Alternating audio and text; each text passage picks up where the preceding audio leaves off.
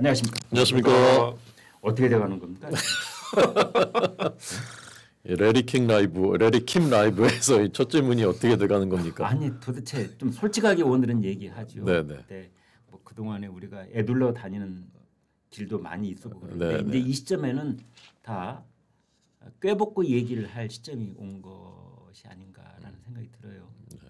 우리가 무슨 얘기를 하든 뭐 헌법재판소가 영향받을 것 같지도 않고 어떻게 되는 겁니까?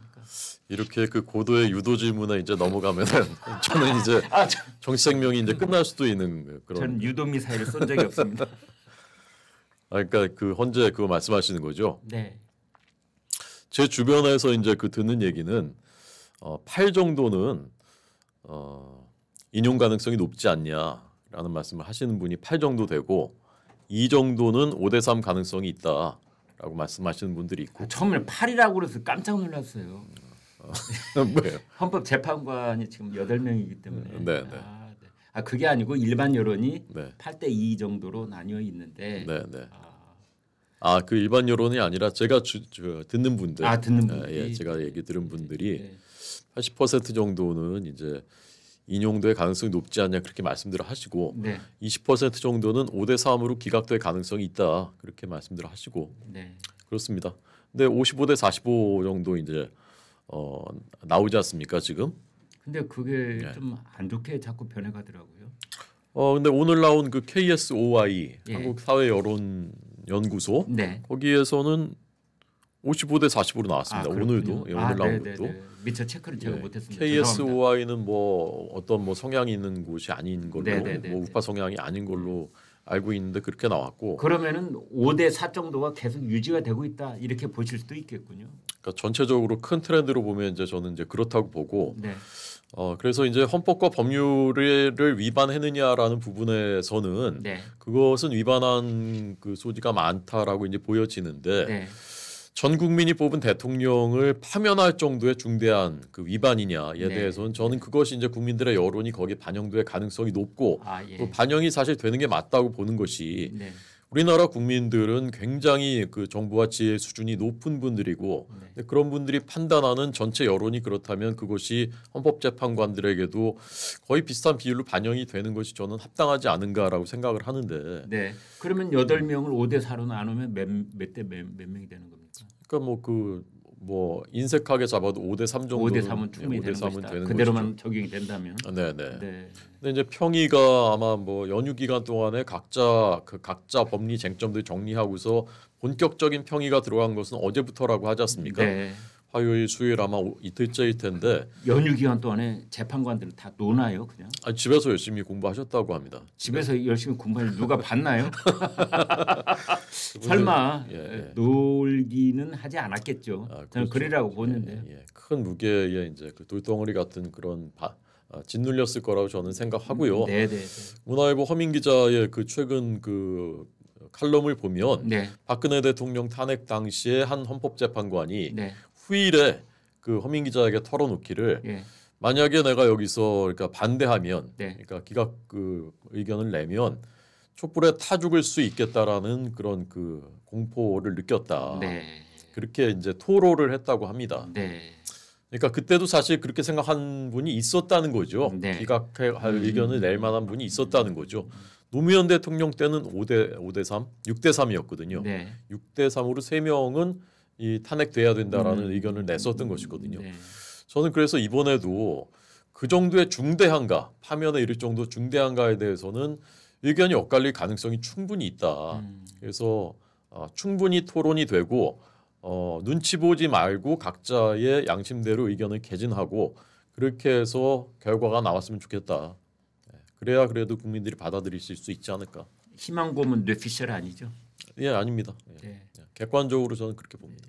이제 그 국민의힘의 대변인을 하고 계시니까 네. 저희 그 아마 시청자들께서도 귀를 쫑긋하고 기울이실 겁니다. 다른 사람이 얘기하는 거하고는 좀 다른 차원에서 말씀을 하시고 있다고 저는 믿고 솔직한 말씀을 하셔서 가령 지금 헌법재판소의 분위기가 비관적이다. 우리 국민의힘 지지자 입장에서 비관적이다 하면 네. 이제 다른 말씀을 하셔야 될 그런 국면이 아닌가. 지금이라도 전부 다 우리가 뭉쳐야 됩니다. 이런 말씀을 하셔야 되는 거고 만약 5대3 또는 뭐 4대4 이 구도가 그게 가능성이 있다라는 판단을 지금도 하고 계시다면 그 말씀 지금 하셔야 되는 거고. 그러니까 그 가능성이 저는 높다고 보지는 않는데 높다고 보지는 네, 않는데. 높다고 보지는 않습니다. 그렇지만 그 가능성이 어느 정도는 남아 있다라고 보고요. 뭐 이렇게 그런데 네. 국민의힘 당 내 분위기가 있잖아요. 사무 직원들도 다 여기에 초미의 관심이 있을 거고 네, 당 지도부는 물론 이러니와 네. 당 지도부는 뭐 대외적인 입장도 있으니까 뭐 이렇게 저렇게 말조심을 하겠지만 사무국에서는 또 저녁 자리에 있으면 자기들끼리 다 까놓고 얘기할 거 아니에요. 그 분위기는 어떻습니까? 그러니까 뭐 정직하게 말씀드리면 네. 가능성이 예컨대 6대 4나 7대 3 정도다. 네. 그러면 이쪽 가능성을 당연히 대비해야 되는 거 아니겠습니까? 네. 마음의 대비도 해야 되는 거고 실질의 대비도 해야 되는 것이고요. 네. 그런데 사실 이쪽의 가능성이 더 높은 것은 사실인 것 같습니다. 그쪽에 더 무게가 실려 있는 것은 맞고요.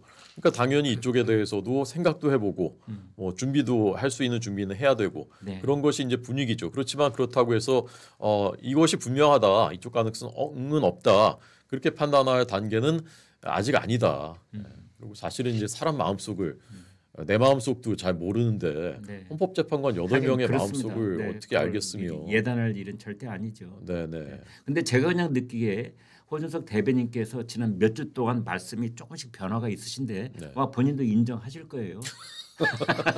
아니 뭐 제가 그냥 정말 네. 이 국민에서는 저희 시청자들께 다 털어놓고 말씀을 드려야 될 것 같아요. 네네. 그러니까 변화가 좀 있으신데 처음에는 좀 단호하게 기각의 그 가능성이 있다 분명하다. 그런데 그게 이제 가령 제가 뭐 퍼센티지를 정확히 재지는 않았지만 이제 오늘은 뭐 8대2 정도로 분위기가 있기는 있으나 뭐 단정할 건 절대 아니라는 대전제하에 저희가 아마 제 기억에 2주 전인가요, 3주 전인가요 그때도 여론조사를 말씀드리면서 네. 55대 45 정도까지 이렇게 변화가 됐는데 이게 만약에 그 선을 넘는다. 그래서 만약에 5대 5 정도로 되거나 아니면 역전되거나 그때는 그럴 가능성도 있다고 봤거든요. 근데 그렇다면은 이 판도가 달라질 것이다. 헌재 판도도 달라질 것이다라고 말씀드렸는데 그 정도의 그거를 천장을 뚫는 변화는 일어나진 않았습니다. 네, 지금은 역전 가능성 어떻습니까? 지금 여론이요. 네. 더 이상 그게 변할 것 같지는 않습니다. 네. 지금의 여론은 조사로. 네, 막바지까지 이제 왔고 현재 선거가 뭐 다음 주 뭐 이르면. 그러니까 여론조사만 따져놓고 봤을 때 헌법재판관이 아니고 네. 여론조사만 따져놓고 봤을 때 10% 포인트 차이에 그 이게 있는데 이게 반대로 될 가능성은 현재로서는 네, 없다고 봅니다. 지난 2, 3주 동안에 이게 딱 그 고착도 했고 그 고착도 있다. 상태가 특별한 변수가 없고. 근데 뭐 사정 변경이라는 건 늘 생길 수가 있잖아요. 네. 그렇죠? 어떤 사정 변경이 있을 수 있을까요? 저는 질문을 받는 사람이고요. 네, 성치은 의장님, 예. 우리들의 대화를 즐기고 계셨죠. 다음 주제로 넘어가실까요?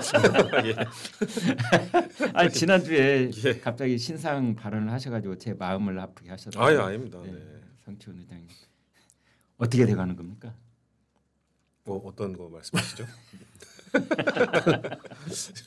지금 뭐 아니 저는 솔직하게 예. 어떻게 돼가는 겁니까?라고 여쭤봤을 때 머리에 탁 떠오르는 그게 제일 중요한 이슈라고 보는 거거든요. 그래서 일부러 어떻게 돼가는 겁니까? 헌재를 떠올리든 이재명 대표가 단독 출마해서 나중에 다른 야당 후보들하고 합치는지 먼저 하는 건지 지금 뭐 법원 재판을 먼저 그걸 떠올리고 있는 건지 그냥 밑도 끝도 없이 그게 여쭤보는 것이 오히려 지금 성 의장님 머릿속에 가장 현안이 뭔가 이걸 알고 싶거든요.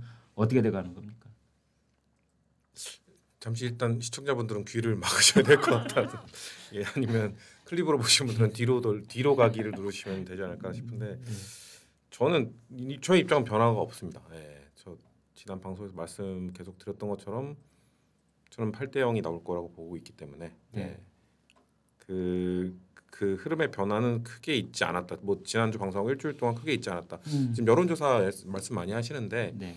사실 지금 여론조사 지표는 그 작년에 있었던 12월 3일 비상계엄 이후에 네. 정당 지지율 같은 경우는 역전된 적도 있잖아요. 네, 국민의힘 그랬어요. 앞섰던 적도 맞습니다. 있었잖아요. 그러니까 네.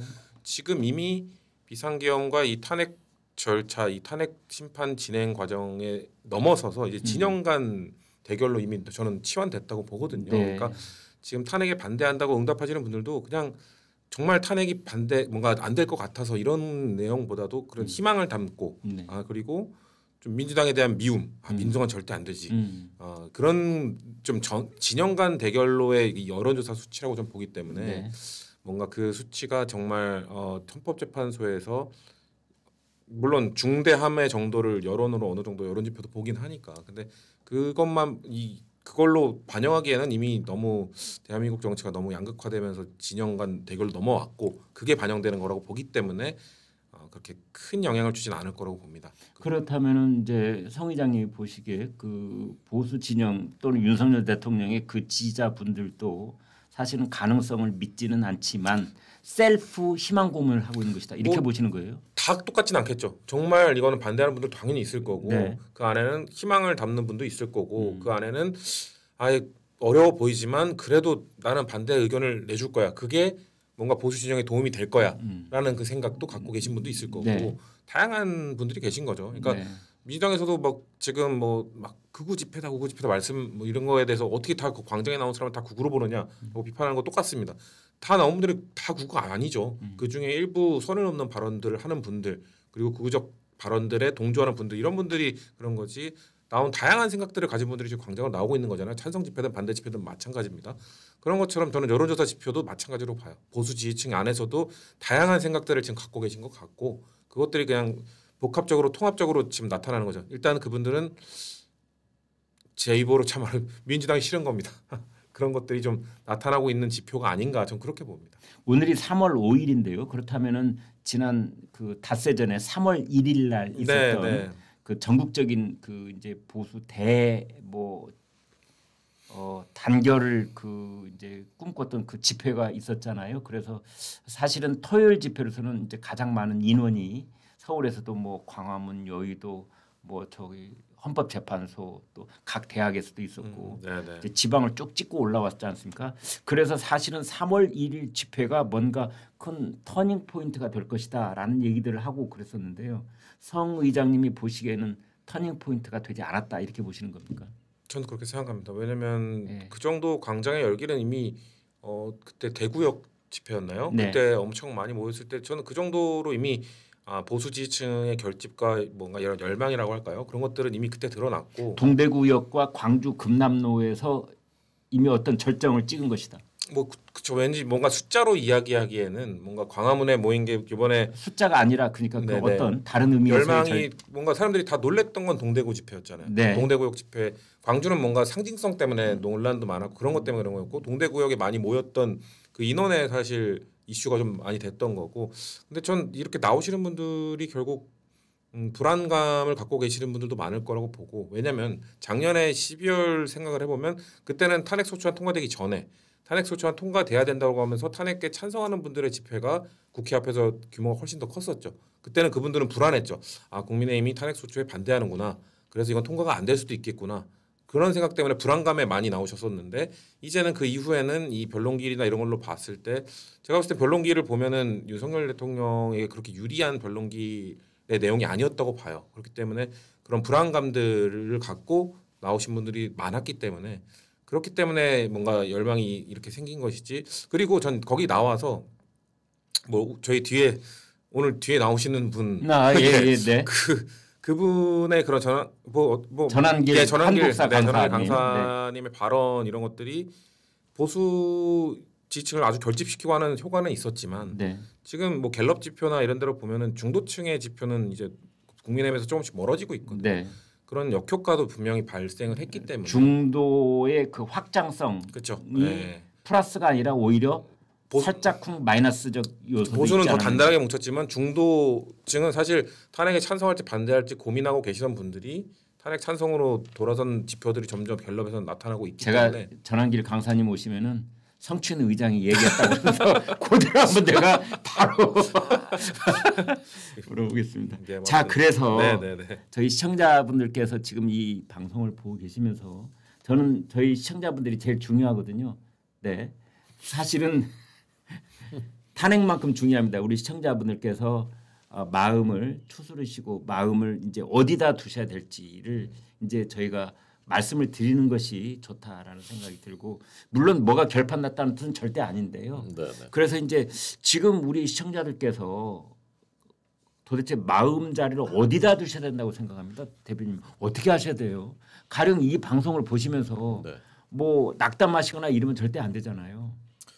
제가 느끼기에는 그 우리 김광일 레리킴께서는 저보고 이렇게 변화하고 있다고 말씀하시는데 네. 제가 느끼기엔 레리킴이 지금 마음이 변하고 계시는 게 아닌가 하는 느낌. 아닙니다. 저는 뭐 아주 강고하게 그 저의 입장이 더 단단해지고 있습니다. 아 맞습니까? 네네네. 제가 듣기에는 시청자들께 좀 마음 좀 준비 좀 하시라 뭐 그렇게 말씀. 아니죠. 그건 어떤 결과가 나오든 네. 이래저래 준비는 하셔야죠. 그런데 이제 그게 지금 그 우리의 얘기의 물꼬를 우리가 정확히 봐야 되는데 지금 우리 시청자들이 제일 중요하다는 얘기는 저는 지금 헌법재판소의 탄핵 결과가 어떻게 나오든 또는 뭐 그게 전원일치든 아니면 부분 의견이 다 공개가 되든 또는 뭐 조기 대선이 있든 없든 뭐 헌법을 고친다 만다 뭐 말들이 많지만 헌법을 어떻게 고치든 결국은 저희 시청자들과 저희 방송은 함께 갈 것이기 때문에 그분들이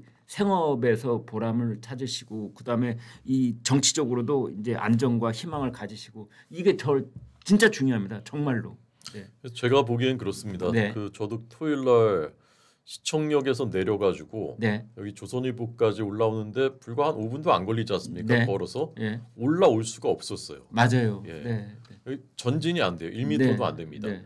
그래서 할 수 없이 삥 돌아서 덕수궁을 한 바퀴 돌아서 뒤쪽으로 들어가고. 그러셨군요. 제가 보기엔 아마 건국일의 최대 인파가 아닌가 싶었어요. 네.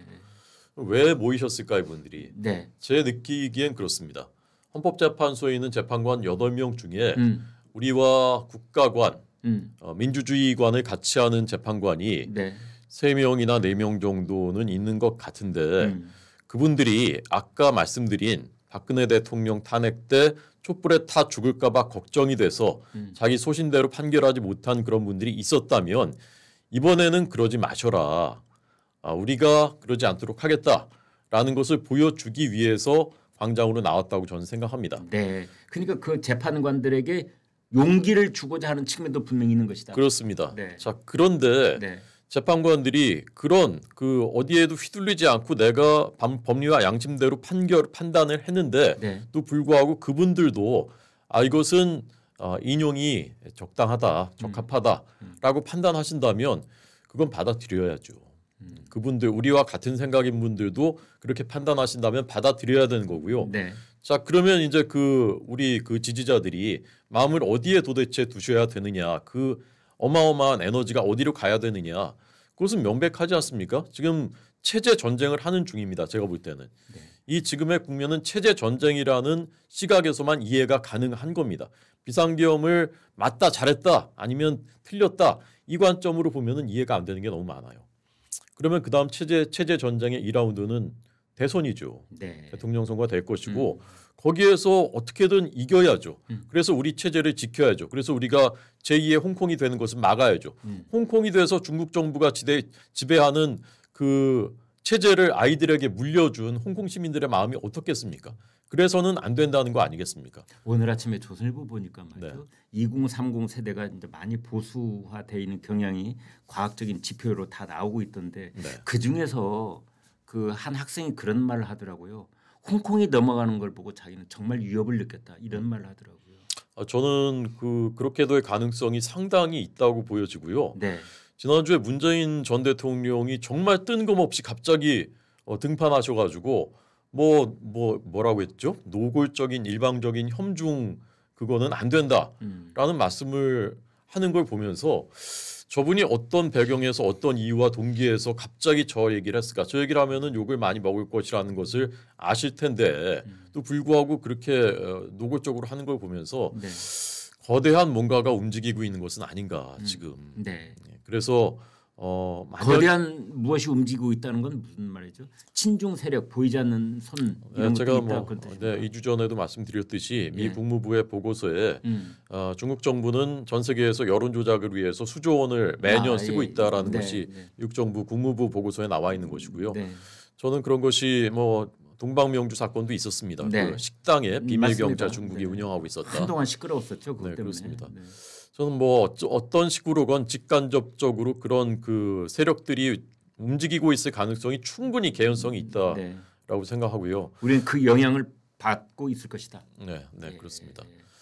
그래서 만약에 이유를 알 수 없는 노골적인 친북 친중 행보를 하는 민주당 정권이 탄생해서 5년 동안 국가를 경영한다면 네. 우리나라는 완전히 이제 역주행해서 홍콩보다 더 못한 상황이 될 수도 있다. 네. 홍콩은 분단 국가는 아닙니다. 우리 같은. 근데 우리는 지구상 최악의 정권인 북한 김정은 정권과 대치를 하고 있고 네. 중국은 우리한테 직접적인 영향을 미치려고 하고 트럼프 정부는 얼마나 우리의 뒷배가 되줄 것인지도 지금 불투명한 이런 상황입니다. 네. 그런데 그런 선택에 우리나라, 우리 아이들의 미래를 맡길 수는 없는 것이죠. 매우 심각하고 매우 정말 중대한 국면이고 체제 전쟁이고 그래서 그 열기가 광장으로 모이고 있는 거라고 저는 봅니다. 네. 이제 그래서 시청자 여러분 오늘 조선일보를 펼쳐 보이시면요. 오늘이 조선일보 105번째 맞이하는 생일날입니다. 창간 기념일입니다. 그래서 특집으로 이제 2030 세대들을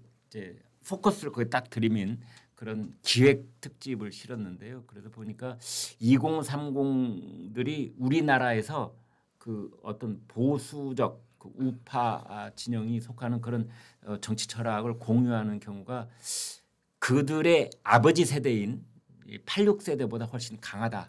이제 이런 결과가 나와 있고 이제 구체적으로 쭉 인터뷰들을 한 걸 보니까 그 2030 세대들 중에 한 분이 그런 얘기를 했더라고요. 홍콩이 넘어가는 걸 보고 진짜 쇼크를 받았다라는 건데 성 이장님 지금 뭐 얘기를 이제 강론을 지금 우리가 들어갈 건 아니고요. 2030 세대들이 점점 보수화되고 있다라고 하는 것 이제 이런 거 어떻게 보셨습니까? 일단 그들이 자초한 게 아니라 저희 세대, 저희 기성 세대들이 만든 결과물이라고 좀 봅니다. 아 그렇습니까? 네, 그러니까 보통 젊을 때, 어릴 때, 20대, 30대 때는 진보적 성향을 보이고 네. 나이가 들어갈수록 보수화된다라는 게 이제 연령 효과라고 하는 거거든요. 그렇죠. 우리가 근데, 일반적으로 그렇게 알고 있었죠. 근데 연령 효과고, 근데 그 연령 효과를 덮을 수 있는 게 이제 세대 효과라는 게 있거든요. 네. 그러니까 특정 세대가 특정한 경험을 같이 하면서 가치관을 공유하게 되는 게 대한민국에서 이 세대 효과로 설명할 수 있는 세대가 딱 86세대인데 네. 그러니까 86세대는 나이 들어갈수록 보수 성향이 되는 게 매우 늦죠. 그래서 진보 성향을 계속 유지하고 있는 그 세대가 많은데 그 다음으로 대한민국에서 설명할 수 있는 세대가 지금 20대입니다. 지금의 네. 20대가 딱 젠더에 의해서 갈라져 버린 저는 그게 이 대한민국에서의 젠더 이슈가 중심에 있었던 것도 있고 그리고 그들의 부모 세대인 86세대와의 뭔가 그 세대에 대한 반감 이런 것도 복합적으로 아마 나타난 걸로 봅니다. 아마 지금 20대들이 왜 보수화되었는가 그리고 특히나 젠더에 의해서 갈라졌는가 이거에 대한 것은 아마 앞으로 연구가 많이 진행될 거로 보여지는데 지금까지로 봤을 때는 저는 정치권의 세대 갈라치기 민주당도 한몫했죠. 민주당 국민의 그리고 뭐 이준석 의원 이런 사람들이 세대와 젠더를 갈라치기 하는 뭔가 이런 정책이나 정치적 행보들을 보여왔기 때문에 그들이 거기에 의해서 갈라짐을 당하고. 근데 성 의장님은 그건 이제 좀 거시적으로 본 거고요. 네. 지난 2달 동안만 놓고 본다면은 처음에는 윤석열 대통령이 계엄 선포에 반대했던 20대 25살 청년이 그 뒤로 가령 뭐 탄핵 줄탄핵에 대해서 알게 되고 예산 삭감의 심각성에 대해서 알게 되고 뭐 이렇게 저렇게 알게 되면서 이거는 이 계엄 사태 또는 탄핵 사태에 윤석열 대통령 혼자서 모조리 악마화되고 있는 것 아니냐 이런 깨우침이 있었다고 그래요. 그러니까 그런 개별적인 뭐 본인의 바뀐 이유를 얘기하는 그걸로 일반화시킬 수는 없거든요. 이거에 대한 전 연구가 필요하다고 보는데 저는 좀 다르게 봐요. 저는 그런 윤석열 지금 우리 전환길 강석께서 얘기하는 계몽 이런 차원으로 보지 않고 사실 이 가장 극심했던 거는 21년 서울시장, 부산시장 재보궐선거 때 그때 2030 남녀의 격차가 어마어마하게 벌어졌었어요. 네. 그때는 거의 뭐 지금 여론조사 지표보다 더 벌어졌던 걸 저는 알고 있거든요. 네. 이거 서울시장, 부산시장 그 투표 성향이 20대 남성 완벽하게 그냥 보수정당 지지하고 20대 여성은 완벽하게 그냥 민주당 지지하는. 근데 그게 22년 대선, 지방선거, 작년 총선까지 거의 되게 상당히 많이 완화가 됐다가 네. 그러다가 이번 작년 연말에 갑자기 이게 다시 벌어진 겁니다. 저는 벌어진 계기 중에 하나는 그 작년에 이제 아까 말씀드린 12월에 있었던 탄핵 소추안 통과되는 집회에 2030 여성들이 좀 많이 나왔죠. 상대적으로. 네. 그거에 대해서 또 갑자기 86 세대들이 열광했습니다. 전 그거에 대한 반작용도 크다고 봅니다. 왜냐하면 이 남녀 2030이 갈라졌던 이유 중에 하나가 자꾸 86 세대가 너네는 뭐 못 배워서 그래, 너네는 역사 교육을 못 받아서 그래, 그러면서 마치 그야말로 계몽하듯이 네. 막 가르치듯이 너네들 못 배워서 이런 식으로 그 20대 남성들을 폄하하다 보니까 그들이 과거에 멀어졌던 건데 그게 저는 윤석열 정부에 대한 실망 이런 것 때문에 좀 완화가 되다가 갑자기 또 작년에 그 사건 뭔가 그 행태 이후로 20대 남성 등 30대 남성들 다시 느낀 거죠. 맞아. 이러해서 우리가 저들과 결별했었지라는 걸 다시 깨닫게 된 게 저는 하나의 요인이라고 보기 때문에 단순히 윤석열 대통령 탓은 아니야라는 그런 청년들도 있겠지만 그게 다라고 보지는 않습니다. 네. 한 말씀만 보수와 진보라는 개념이요. 보수를 소설가 임문여 씨가 한 문장으로 정의한 적이 있는데 제가 정확한 워딩은 기억이 안 나는데 아마 이제 그런 앞선 세대 선대들의 노력과 성과를 인정하고 존경하는 것 그게 이제 보수라는 거예요. 지킨다는 것이지 않습니까? 근데 우리나라만큼 정말 인정하고 지켜야 될 가치가 많은 나라는 없습니다. 인류 역사에서 이렇게 수십 년 동안에 세계에서 제일 못 살던 나라가 세계 10위권의 경제 대국이 된 일은 한 번도 없었던 일입니다. 근데 그것을 지켜야 되는 것이죠. 그것이 무엇이냐 한마디로 말하면 자유민주주의 그리고 시장경제 체제인 겁니다. 근데 우리 젊은이들이 보기에 이렇게 눈부시고 빛나는 자랑스러운 성과를 만든 우리 체제 이건 지켜야 되겠다. 매우 합리적이고 상식적이고 실용적인 판단입니다. 근데 진보라는 것은 반대로 진보는 뭐냐 약자를 좀 더 존중하고 좀 뭐 분배하고 인권 뭐 이런 건데 우리나라의 진보에선 그런 그 면모를 찾아볼 수가 없는 거죠. 노골적인 친북 친중만 있는 것이지 북한 인권에 대해서는 한마디도 하지 않죠. 분배 말만 했지만 실패했죠. 오히려 자신들의 기득권만 강화됐죠. 그리고 약자 대신에 귀족노조 민노총만 점점 배를 불려가고 있습니다.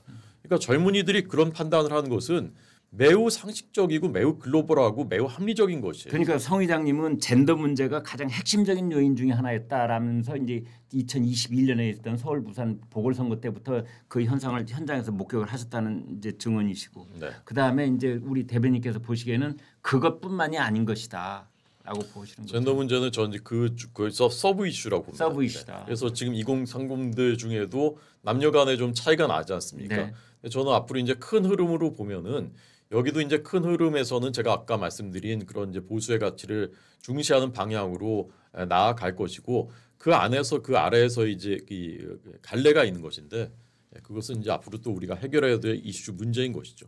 네, 그래서 그 오늘 조선일보의 기획기사의 결론은 이겁니다.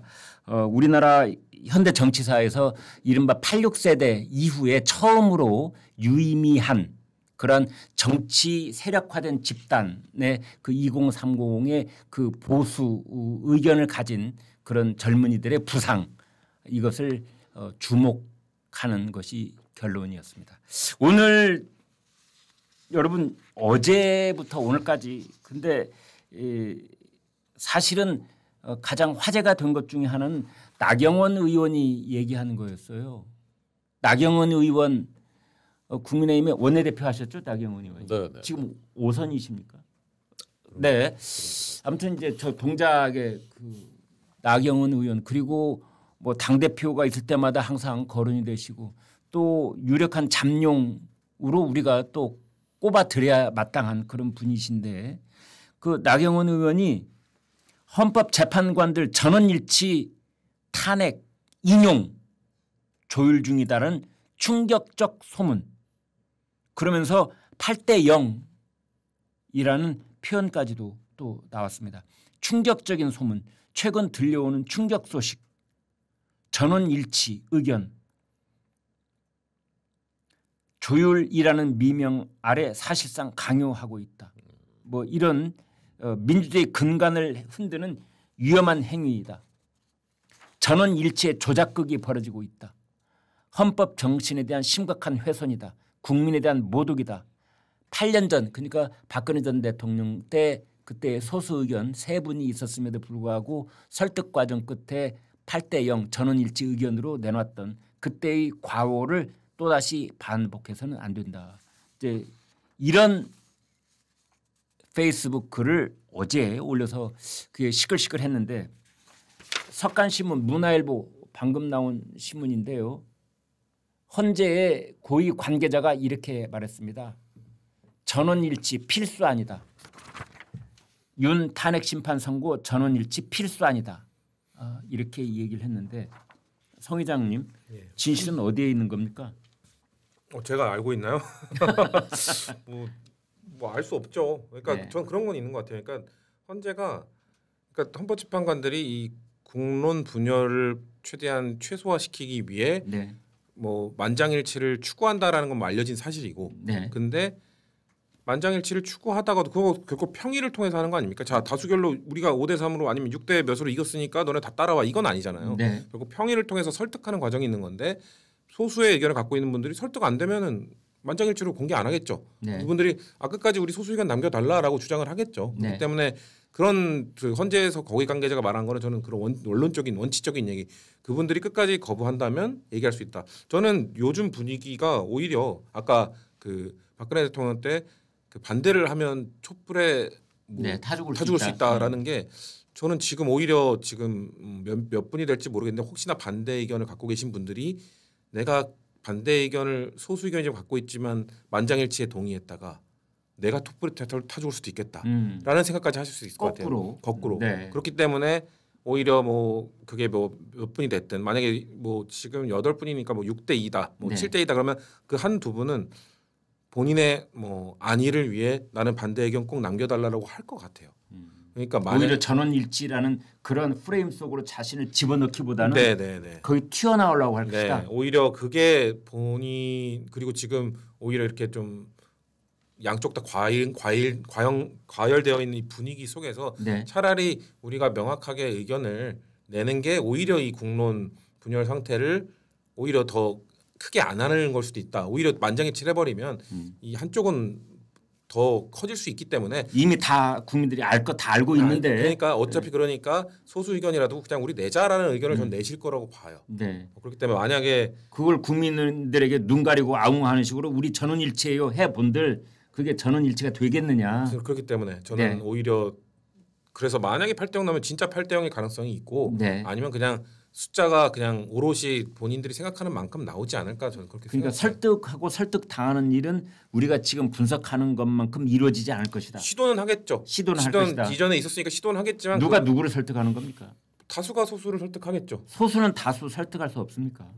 가령 예를 들어서 네네. 윤석열 탄핵 기각 쪽의 의견을 가지신 분들이 그것도 그분들이 조금 더 적극적으로 이게 어떻게 인용이야 기각이지. 그게 평이죠.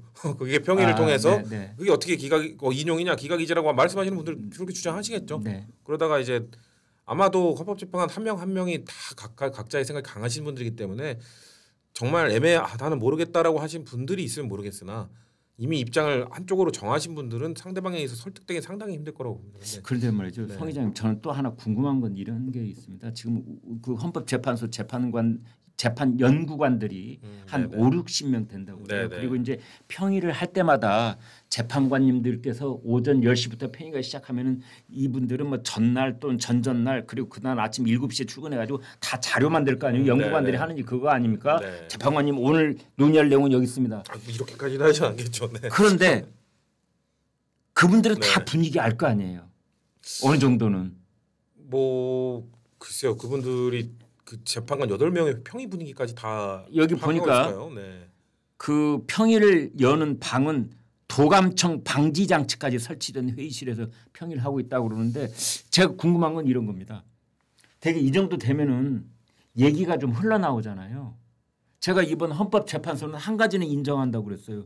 아무 얘기가 안 나와요. 헌법재판소에서 재판관들이 8명이고 그분들을 위해서 각각에게 할당된 재판 연구관이 있다고 그러면 그분들도 좀 몇 분씩 있고 뭐 이래저래 그분들도 친구도 있고 가족도 있고 뭐 다 있을 텐데 나왔잖아요. 나왔습니까? 나경원 의원 여기 나왔잖아요. 근데 나경원 의원께서 하시는 말씀은 네.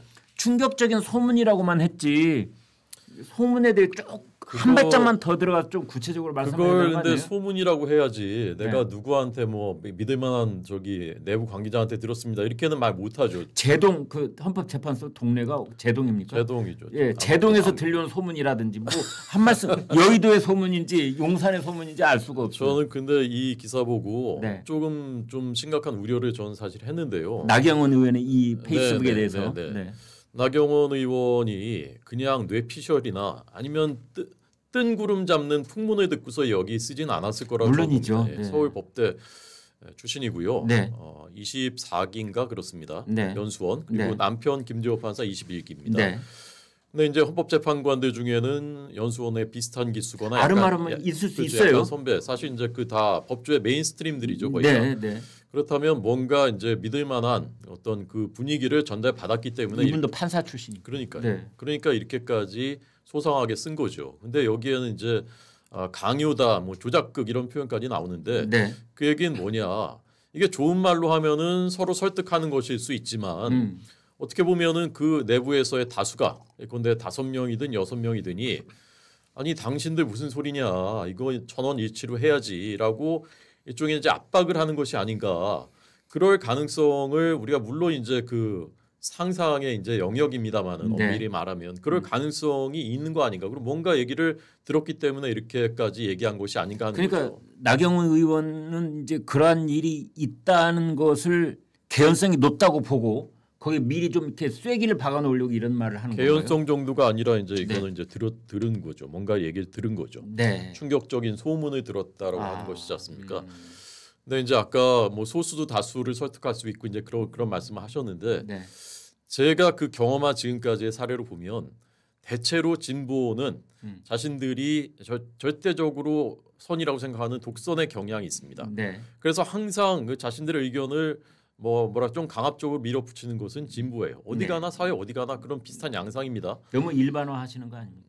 제가 느끼기엔 제가 경험한 것은 공통적으로 대체로 그렇습니다. 네. 두 번째는 여기에는 좀 그 보수 재판관들은 약간의 이제 약점이 있어요. 왜냐하면 사실관계에 있어서는 불리한 부분이 있습니다. 그래서 제가 아까 헌법과 법률을 위반한 소지는 있는 것으로 그 부분은 아마 공통된 의견일 가능성이 높아요. 네. 그런데 이제 문제는 주관적인 그게 중대한 법률 위반이냐 파면할 정도냐 네. 그 부분을 다투는 건데 그 부분에서 이제 일단 바탕에 좀 약점이 있기 때문에 이쪽 재판관들이 다수 재판관들이 야 이게 말이 되느냐라고 그렇게 말하자면 이게 뭐 좋은 말로 하면 설득이지만 나쁜 말로 하면은 그래서 이제 그 나경원 의원은 무슨 여기가 북한 인민 최고회의가 아니지 않느냐 이렇게 표현하셨던데 그런 식의 분위기를 좀 만들어가고 있는 것은 아닌가. 그런데 지금 네. 말씀 중에 가령 곽종근 사령관의 증언 그리고 그 저거죠 홍장원의 메모 이런 게 오염될 가능성이 높다는 것이 명명백백하게 드러났는데 그래도 뭔가 그 팩트 확인 측면에서 이 소수의 의견을 가진 분들이 좀 약자가 되는 겁니까? 그러니까 그 의심의 여지가 있죠. 그렇지만 네. 이제 다른 관계자들의 증언도 있고 전반적으로는 좀 그것을 뒤집을 정도로 강하게 저쪽이 공격이고 이쪽은 수비고 뭐 그렇습니다. 그런 예. 그 숫자상으로도 약간 차이가 있고. 네, 네, 예. 그래서 그러지 마시라고 광장에 모인 것이고요.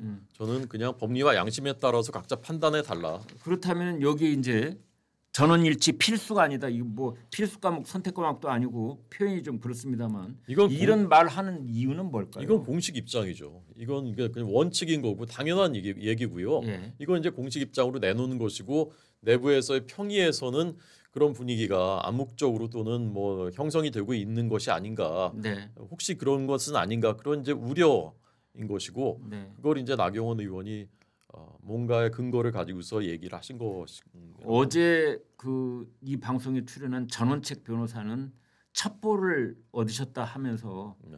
그 뭐 스텝으로 1, 2, 3 해가지고 뭐 유연적 요소가 있느냐 또는 뭐 국회 봉쇄와 선관위의 그 군 진입한 것 등등에 대해서는 다 8대 0으로 이미 결론이 나 있다고 한다더라. 그리고 이제 결론 세 번째 단계 지금 말씀하신 그것이 그렇다 하더라도 파면에 이를 정도의 중대한 그 범죄나 과실일 것이냐. 네, 네. 이 부분을 가지고 아직 다툼이 있다. 저도 동의합니다. 그 단계인 것 같고 예. 그래서 이게 혹시 5대 3이 되면 어떻게 하나 한 것 때문에 마흔역 옵션을 하나 좀 저는 걸어놓고 있는 것이라고 봐요. 옵션이라는 게 뭡니까? 마흔역 재판관을 임명해서라도 예. 야 이게 안 될 것 같다 만약에 5대 3이 될 수도 있겠다라고 판단이 되면 6대 3으로 만들어야 되는데 예, 6대 3으로 한 명이 더 필요하다. 그렇죠. 만들기 위해서 설령 변론 제기를 해서 네. 시간이 더 걸리더라도 그렇게 될 옵션까지도 저는 염두에 두고 있는 것이 아닌가라는 것이 저의 뭐 개인적인 판단. 그런데 추측입니다. 사실은 우리가 이렇게 얘기하는 건 모두가 다 추정이기 때문에 네. 막상 뚜껑을 열어보니 탄핵에 기각돼야 된다는 의원이 6명이었고 인용은 2명밖에 안 됐다더라. 그럼 그때 우리 정말 얼굴을 들 수 없어서 어떡하죠? 뭐 자숙의 시간을 가져야겠다. 네. 방송을 한 달 정도 쉬시고요. 예, 정말 그런 일들이 저는 충분히 있을 거라고 보기 때문에요. 사실은 그 헌법재판소의 분위기를 뭐 이렇게 저렇게 우리가 진단을 하고 있다고는 하지만 그 우리 속담에 요즘 방송에서 우리나라 속담 방송에서 잘못 이야기하면은 경을 칩니다. 그 많은 그 속담들이 사실은 그 신체 장애인들을 이제 빗대서 하는 속담들이 많기 때문에 예전에는 다 동네방네에서 그분들을 이제 놀림감 삼으면서 속담들이 파생되는 경우가 많았기 때문에 그래서 요즘은 그 속담을 하나도 못 씁니다만 아무튼 어찌 됐든 이제 아무것도 볼 수 없는 분들이 이제 코끼리 어디 만지는 시기에 그런 식의 지금 우리가 이 얘기를 하고 있는 게 아닌가라는 생각이 언뜻 스치기도 합니다. 그러나 아무튼 그 저희가 전혀 모르는 깜깜이 속에서 카드 한 장 한 장 뒤집어 봤다가 또 다시 엎어야 되고 그 카드가 또 바뀌기도 하고 뭐 이런 상황 속에서 지금 드리는 말씀이고 그냥 여론조사의 결과에 기반을 해서 여론조사가 이렇게 나오고 있고 지난주는 어떻고 이번 주는 어떻다 보니 이게 좀 흐름이 변하고 있는 것 아닌가라는 생각 그리고 이제 많은 그 정치 그 현장에 관련되신 분들의 말의 그 뉘앙스의 차이 뭐 이런 것들을 토대로 해서 말씀을 드리는 건데 아무튼 헌법재판관들 8분들 아주 잘하고 있는 것은 그 어떤 분도 그 언론과 접촉을 한다든지 또는 그 측근분들을 통해서 간접적으로라도 흘러나오는 얘기는 지금 거의 제로에 가깝습니다. 따라서 어제 그 전원책 변호사가 뭐 기업의 첩보를 가지고 했다는 그런 것들도 사실상 어떻게 되는지 모르는 거죠. 기업에서 뭐 여러 가지 안테나를 가지고 접근을 한다고 그래서 그게 뭐가 있겠습니까? 아닌 말로 정말로 헌법재판관들 8명이 모인 그 방에 도감청 장치를 설치하지 않는 한 거기서 무슨 얘기가 오갔는지 우리가 어떻게 알겠습니까? 이제 그런 상황에서 드리는 말씀이라는 것을 좀 양해를 해 주시기를 바라겠습니다.